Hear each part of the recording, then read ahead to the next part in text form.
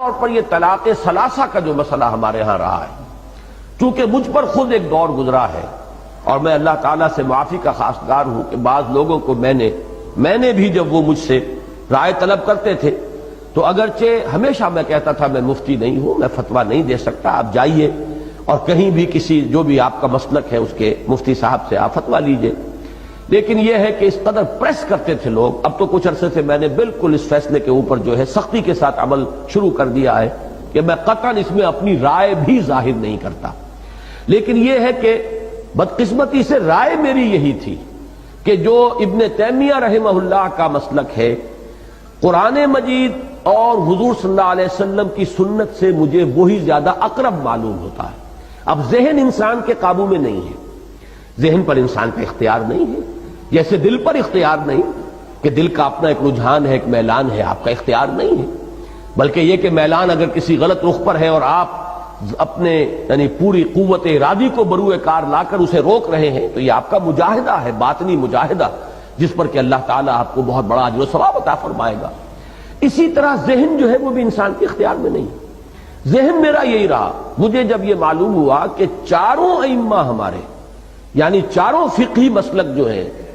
احناف بھی اور حنابلہ بھی اور شوافع بھی اور مالکیہ بھی، سب کا متفق علیہ مسلک یہی ہے کہ جب تین طلاقیں ہو جائیں چاہے وہ ایک ہی بار دی گئی ہو تو وہ طلاق مغلظ ہے، اگرچہ بہت بری ہے، بہت ناپسندیدہ ہے، بہت ہی مکروہ ہے، اور اس پر حضرت عمر رضی اللہ تعالیٰ عنہ کا عمل یہ تھا کہ جو شخص یہ کرتا تھا اسے پھر کوڑے لگواتے تھے، لیکن یہ کہ طلاق نافذ ہو جاتی ہے۔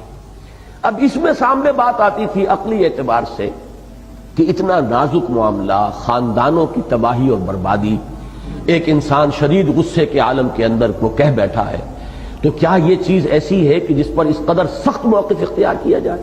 اب چونکہ معلوم ہوا ابن تیمیہ کا بہت اونچا مقام ہے میری نگاہ میں، بہت بلند مقام ہے، وہ خاص طور پر قرآن مجید کی حکمت کے بہت بڑے عالم ہیں، پھر سنت و سیرت کا ان کا مطالعہ بڑا گہرا ہے، اس معاملے میں ان کی رائے ایک شاذ تھی۔ میرا گمان یہ تھا کہ کسی نہ کسی اور کی بھی ہوگی، ان تمام جو مکاتب اربعہ ہیں ہمارے فقہ کے، ان میں سے کسی کی اور رائے بھی ہو، تبھی تو اہل حدیث حضرات کی یہ رائے ہے۔ لیکن بعد میں مجھے معلوم ہوا کہ نہیں، یہ اہل حدیث حضرات یہ سند لیتے ہیں صرف امام ابن تیمیہ رحمہ اللہ کی رائے سے، باقی چاروں جو ہمارے مکاتب فقہ اہل سنت کے وہ متفق ہیں اس پر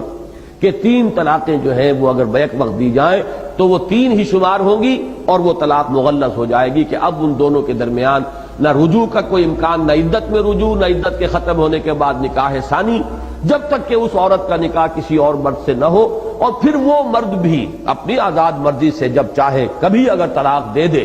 تو پھر واپس رجوع کر سکیں گے، یہ سابقہ شوہر کے ساتھ اس عورت کا نکاح ہو سکے گا۔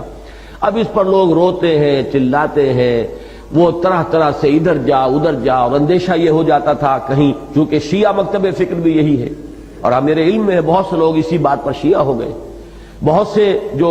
حنفی ہیں وہ پھر جا کر بہرحال یہ تو ہلکا معاملہ، اس لیے کہ اہل حدیث وہ تو اہل سنت ہی میں ان کا شمار ہے، وہ کوئی اہل تشیع میں سے تو نہیں ہے۔ کچھ لوگ جنہیں یہ معلوم نہیں ہوتا کہ وہ اہل سنت میں سے بھی ایک گروہ ہے کہ جو اس کے حق میں فتویٰ دے دیتا ہے، اگر ان کے علم میں ہے کہ ہمارا مسئلہ حل ہوتا ہے صرف اہل تشیع کے ہاں تو شیعہ ہو گئے۔ کچھ لوگوں نے یہ ہے کہ فتوے لے لیے جا کر جو اہل حدیث علماء اور مفتی حضرات ہیں ان سے۔ تو میرا معاملہ کچھ عرصے تک یہ رہا کہ چونکہ میرا ذہن یہ تھا، لہذا میں کہتا رہا بھائی میری ذاتی رائے تو یہ ہے واقعتاً کہ تین طلاقیں جو ہیں ایک وقت میں دی جائیں تو وہ ایک ہی طلاق شمار ہوگی، لیکن یہ کہ میں اب اس کے بعد جب میں نے طے کیا اور میرے علم میں یہ بات آ گئی کہ یہ تو چاروں مکاتب فقہ کا متفقہ فیصلہ ہے، تو پھر میں نے طے کر لیا تھا کہ میں ذاتی رائے بھی کسی کے سامنے پیش نہیں کروں گا، اور میں نے اس کے بعد الحمدللہ کہ کسی کو ذاتی رائے نہیں دی، بہت ہی بلنٹلی میں کہتا رہا ہوں کہ نہیں، میرا اس معاملے کے اندر میں آپ کو نہ اپنی ذاتی رائے بتاؤں گا نہ میرا کوئی فتویٰ، جائیے اور فتویٰ لیجئے، جس پر بھی آپ کا دل ٹھکتا ہو فتویٰ لے لیجئے۔ لیکن اب میری رائے جو بن چکی ہے وہ میں در حقیقت اس کی وضاحت کے لیے میں نے اتنا وقت آپ کا لیا ہے، وہ یہ ہے کہ پورا انشراح ہے مجھے اس پر کہ یہی حق ہے، البتہ اس کا جو دوسرا پہلو ہے بدقسمتی سے وہ ہمارے سامنے نہیں ہے، جس کی وجہ سے ساری کمپلیکیشن اور پیچیدگیاں پیدا ہوئی ہیں۔ وہ دوسرا پہلو یہ ہے کہ سزا تعزیر کے درجے میں معین کی جائے ان لوگوں کے لیے جو یہ حرکت کر بیٹھتے ہیں، جیسا کہ میں نے کہا تھا پچھلی مرتبہ وہ آپ نے شاید اس کو ایک لطیفہ سا سمجھا، لیکن وہ بات میں پوری سنجیدگی سے عرض کر رہا ہوں کہ واقعتاً 5 سال کی سزا جو ہے قید بامشقت اس شخص کو دی جانی چاہیے کہ جو اس طریقے سے کتاب اللہ کے ساتھ کھیل کرتا ہے اور 3 طلاقیں بیک وقت دیتا ہے۔ پھر جیسا کہ میں نے عرض کیا تھا، پھر غصہ بھی سوچ سمجھ کے آئے گا آدمی کو، معلوم ہو کہ یہ قانون ہے اور اس میں کوئی رکاوٹ نہیں ہے شریعت کے اندر۔ تعزیر ہو سکتی ہے، جس کی نظیر ہمارے پاس موجود ہے کہ حضرت عمر رضی اللہ تعالی عنہ، جن کے بارے میں یہ مشہور ہے کہ انہوں نے اس کو سختی کے ساتھ نافذ کیا۔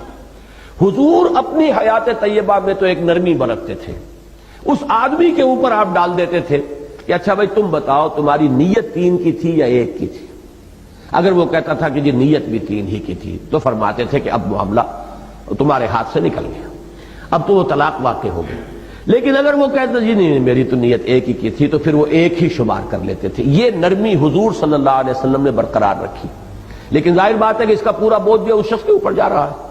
لیکن حضرت عمر نے یہ دیکھ کر کہ لوگ اس سے فائدہ اٹھا رہے ہیں، دیتے ہیں طلاقیں پورا روب جھاڑنے کے لیے، اور بیوی کو کے لیے تو گویا کہ وہ یعنی زمین و آسمان ایک ہو جاتے ہیں غریب کے لیے جب اس کو طلاق جو ہے مغلظ طلاق دے دی جائے، کیا کرے گی؟ لیکن یہ ہے کہ وہ کہتے ہیں کہ صاحب نیت ہماری 1 کی تھی۔ تو یہ چونکہ اب کھیل شروع ہو گیا تھا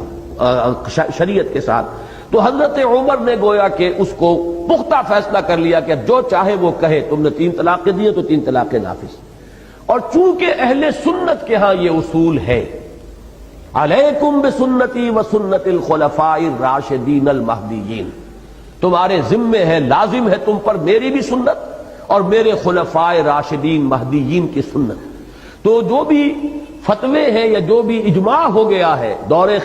خلافت راشدہ میں، وہ ہمارے لیے واجب الاتباع ہے۔ یہی معاملہ تراویح کا ہے جو اہل حدیث حضرات کی سمجھ میں نہیں آتا، اس پر اجماع ہو گیا تھا۔ یہی وجہ ہے کہ اہل سنت کے چاروں مکاتب کے ہاں کم سے کم 20 رکعتیں ہیں، احناف کے ہاں 20 رکعتیں، حنابلہ کے ہاں 20 رکعتیں، شوافع کے ہاں 20 رکعتیں، البتہ مالکیہ کے ہاں کہیں 36 تک کی تعداد بھی ہے، 20 کی رائے بھی اور 36 کی بھی۔ لیکن چونکہ یہ اصل فیصلہ تھا، اجتہاد تھا حضرت عمر کا، انہوں نے نافذ کیا ہے، اور یہ حضرات اس کو تسلیم کرنے کے لیے تیار نہیں۔ یہ اصول ہے جس کی وجہ سے فرق واقع ہو جاتا ہے۔ اہل سنت کے ہاں اصول یہ ہے کہ جو اجتہادات خلفائے راشدین نے کیے، امت اس وقت ایک وحدت تھی، کوئی علیحدہ ملک نہیں تھے، پوری امت مسلمہ ایک وحدت تھی۔ اس کو جب قبول کر لیا گیا تو وہ اجماع ہے، اور وہ اجماع اب لازم ہے کہ اس کی پابندی کی جائے۔